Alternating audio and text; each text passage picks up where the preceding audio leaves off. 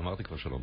תכף אני אגיד שלום פעם שנייה, אבל קודם אני אגיד שאתמול נפלה החלטה מאוד חשובה בבג"ץ, ובעצם הייתי צריך להכניס אותה במסגרת הטוב הרע והמכוער בטוב, אבל היו שם כל מיני עניינים אחרים.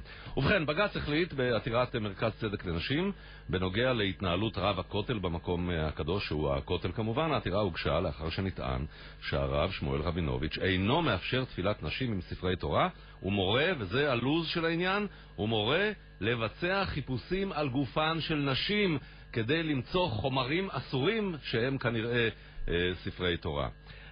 השופט רובינשטיין אמר שיש לנמק מדוע לא יינתן לעותרות להתפלל כדרכן ברחבה המסורתית, או לחילופין יאופשר להם להתפלל כדרכן במקום שיש בו נגישות לכותל בדומה לרחבה המסורתית. כי ההדרה הזאת של נשים מהכותל כבר עולה לעצבים לכולם, ועכשיו היא עלתה על העצבים גם נכון, את רוצה להתפלל בכותל, מאמי? את רוצה? אני יודע. ואנחנו מדברים עכשיו עם ענת הופמן, יושבת ראש נשות הכותל. שלום ענת, בוקר טוב. שלום, בוקר טוב. ומזל טוב כמובן על ההחלטה הטובה שזכיתם לה. וישראל כהן, חברנו הטוב, שתמיד הוא בצד השני, הריאקציוני, השמרני, ההלכתי, כיכר השבת. שלום ישראל. בוקר טוב. יש לך תפקיד חשוב בתוכנית שלנו, אתה יודע, אתה תמיד הנגד, זה טוב. כי תמיד אתה לטובת הצד השני. ברור, אני אף פעם לא אמרתי שאני אובייקטיבי, אני חושב שמישהו אובייקטיבי הוא מת, רק אנשים מתים הם אובייקטיביים. הקיצר, ענת, מה בעצם קדם לעתירה שלכם? מה פשר החיפושים האלה שעליהם דיברנו קודם?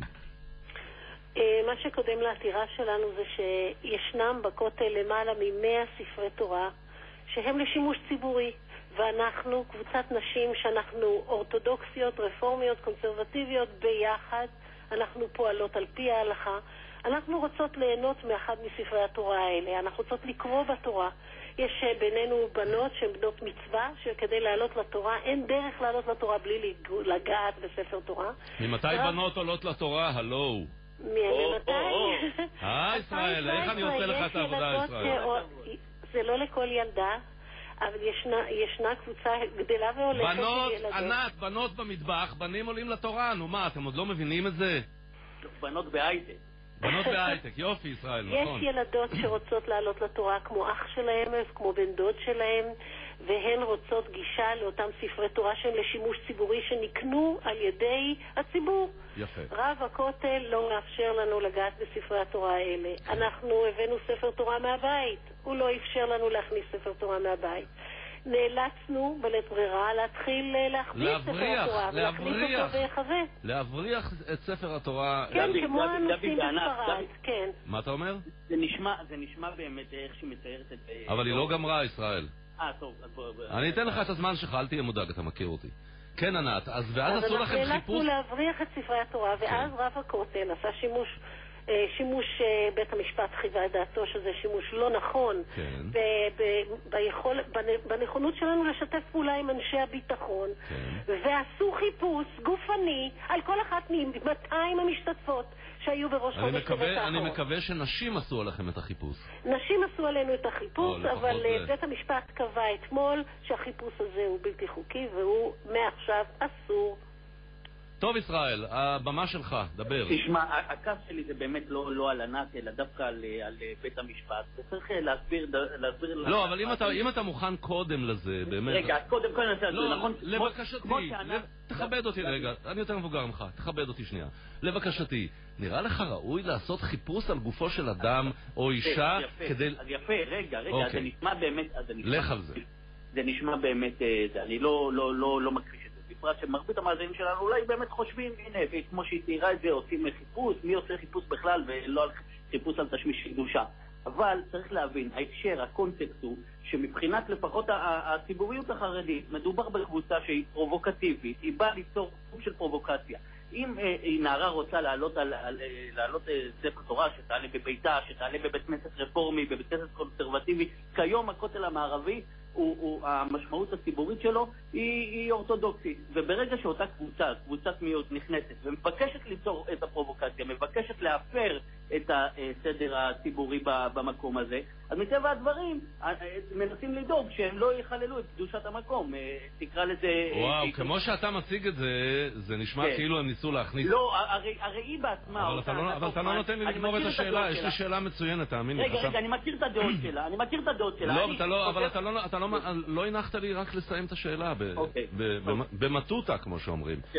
הם לא ניסו להבריח סמים, אמצעי לחימה, חומרי פורנוגרפיה, זימה, לא, שום דבר מהסוג הזה. הם נסו בכליהם ספרי תורה שקדושים לכולנו. נכון, אבל אנחנו מדברים על זה שהם מנסים להפר שם את הסדר הציבורי. זה גורם שם לטהרה. הסדר הציבורי? בכך שהם מכניסות ספר תורה? זה הפרת סדר? אתה בעצמך שאלת לפני שנייה, נשים קוראות בספר תורה, בציבור החרדי זה לא מקובל. זה היה באירוניה, ישראל, זה היה באירוניה, אלוהים יעזור לך. אבל בכותל המערבי הדבר הזה לא מקובל, ולכן הצורה הזאת, דווקא מאותה ענת הופמן, אני אגיד לשיטתה, שאני מכיר את הדעות שלה בנושאים אחרים. איך היא מתייחסת נניח למתנחלים בחברון, שהם קבוצת מיעוט שנמצאים לדעתה או לשיטת חברותיה בנשות הכותל או בארגונים האחרים כקוץ בעין ועושות אבל זה פוליטיקה, אבל ישראל זה פוליטיקה וזה תורה. ההקשר, המטרה שלהם לבוא, וכל פעם אנחנו מכירים את הסיפור הזה כדי שיהיה דיון, שיהיה רייטינג, אולי גם שיהיה תרומות מארצות הברית. ואולי בגלל שזה לא רייטינג ולא תרומות, אלא אולי בגלל כי זו אמונתם העמוקה והאימננטית. בסדר, אז הן מנהלות משא ומתן, ויש ניסיון להגיע להסדר לרחבה, הרי יש את הדיון, את ההחלטה שעברה בממשלה, אבל להיכנס לתוך הרחבה של הכותל המערבי, איפה שכבר לפחות מקום המדינה אנחנו יודעים שמתפללים שם אנשים חרדים ובהסדר הזה, אז הגיע הזמן לשנות. אז אני חושב שזה בסדר, מי שרוצה לשנות... ישראל כהן יקירי, ישראל, תן לי, תרשה לי גם להשמיע איזה מילה מדי פעם. הכותל, אלוהים לא קבע שהכותל הוא של החרדים ושל הקונסרבטיבים ושל הדתיים הלאומיים. אלוהים לא הביא לנו עם הכותל הוראות הפעלה, דף שכתוב בסינית למי שייך הכותל הוראות פירוק והרכבה, אוקיי? א', אני חולק עליך, אבל לא משנה. מה אתה אומר א'? א', אני חולק עליך, אתה חלוק, בוא נשמע. יש דברי חז"ל, יש הלכה, אבל נעזוב רגע את הקטע הזה, אני מסתכל מנקודת מבט ציבורית ישראלית, מנקודת מבט של המשטרה. המשטרה צריכה לדאוג שהסדר הציבורי יישמר ברחבת הכותל. ברגע שכל יום אותם נשים מגיעות, וזה, אני אומר לך, זה מתפרש לפחות בעיני הציבור החרדי שם, שהוא מרבית הציבור שמתפלל שם מדי יום, כפרובוקציה. אז מה אפשר לעשות? אני אגיד לך, נשאל את ענת. ענת, את מקובל עלייך הטיעון הזה של הפרת הסדר הציבורי וחוק צריך להיות חוק? מדבריו של ישראל משתמע שהכותל הוא בעצם בית כנסת חרדי. כותל הוא לא בית כנסת, ואם הוא היה בית כנסת הוא לא חרדי. החרדים הם מיעוט שאני מכבדת, אבל זה מיעוט בעולם היהודי ומיעוט בישראל. נשות הכותל הן גם אורתודוקסיות. יש בינינו אורתודוקסיות. באמת הילדות שרוצות לעלות לתורה הן אורתודוקסיות. וכשאתה אומר שאתה מכיר את הדעות שלי, מעולם לא דיברת איתי. אין לך מושג בעצם מה הדעות שלי. לא, אני יודע שרבים מראשי נשות הכותל... תיפגש אתה עם נשות הכותל. בוא תראה בעצמך שמדובר בקבוצה שיש בה רוב אורתודוקסי. הוא לא צריך להיפגש איתכם כי הוא יודע את מעשיכם והוא חולק על עצם הנגיעה. אבל ענת, שנייה. מאז קום המדינה, ככה אנחנו מתפללים.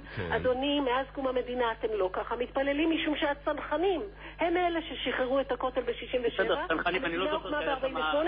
והצנחנים הצטרפו לנשות הכותל. הצנחנים אומרים עכשיו, אתם משחררות את הכותל בשביל כולנו. הצנחנים, הרבנים שאז הרב גורן שאז תקע בשופר הצטרף אליכם, אותם צנחנים לא קיימים היום. הצנחנים שמהם נהרגו ונפצעו עשרות בכיבוש הכותל. יש גם הרבה ציבור, גם חרדי וגם ציבור דתי לאומי שמבקש לשמור על הכותל במסורת שלו. אל תתחפי אותי לפינה הזאת של אותם קדושים שבאמת נהרגו, שמהם גם היו הרבה שבזכותם בלבד יש לכם את הכותל, ואף אחד מכם לא נלחם בירושלים כדי לשחרר את הכותל. אני חולק עליך לגמרי, כי דווקא בירושלים היה רבים מהיישוב הישן, שגם נלחמו, וגם חוץ מזה, הציונות הדתית במיינסטרים שלה, ודאי שלא מסכימה עם ענת הופמן. אנחנו רואים, אתה יודע מה, המאבק העיקרי היום זה של אנשי הרוב היהודי שם, בכלל לא של הציבור החרדי. חבריי, אנחנו עוצרים פה ואומרים תודה רבה לכם, כי הוויכוח הזה יימשך כל עוד נשמה באפינו, ועמדתנו ידועה, אבל נתנו לשני הצדדים כמובן לומר את שלהם. ענת הופמן, יושבת ראש נשות הכותל, וישראל כהן, כיכר השבת. חמתי בערה הבוקר כשהתברר לי שהדוקטור אילן רבינוביץ', הפסיכיאטר, הולך לעשות ים של